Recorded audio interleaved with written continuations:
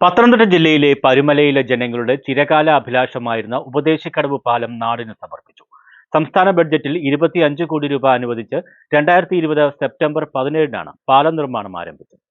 പത്തനംതിട്ട ജില്ലയിലെ കടപ്ര പഞ്ചായത്തിലെ വളഞ്ഞവട്ടം പരുമല പ്രദേശങ്ങളെ ബന്ധിപ്പിച്ച് പമ്പാ നദിക്ക് കുറുകെയുള്ള ഉപദേശിക്കടവ് പാലം നാടിന് സമർപ്പിച്ചു.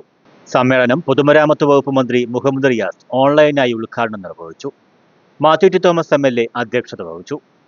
2019-20 സംസ്ഥാന ബഡ്ജറ്റിലാണ് ആദ്യമായി 20% തുക വെക്കുന്നത്. 20% കിട്ടിയാൽ പിന്നെ ഭരണാനുമതി കിട്ടുകയാണ്.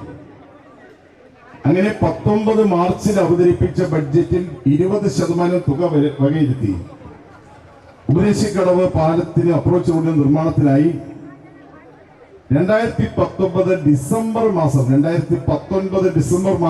6-ാം തീയതി സർക്കാർ ഭരണാനുമതി ലഭ്യമാക്കി ഉത്തരവുണ്ടായി.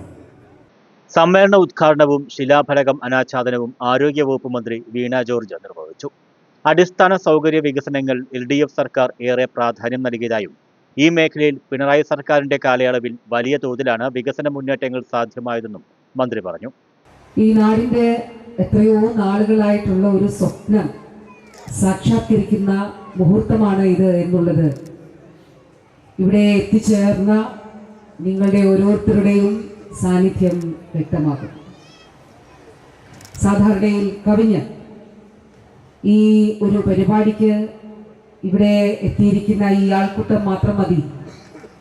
ഈ ഒരു പാലം, ഈ ഒരു പ്രോജക്റ്റ്, അതിൻ്റെ സാക്ഷാത്കാരം ഈ നാട് എത്ര ഹൃദ്യമായി നെഞ്ചോട് ചേർത്ത് പിടിക്കുന്നു എന്നുള്ളത് മനസ്സിലാക്കുവാൻ. ബ്ലോക്ക് പഞ്ചായത്ത് അംഗം ഫ്രാൻസിസ് വി ആന്റണി സ്വാഗതം പറഞ്ഞു.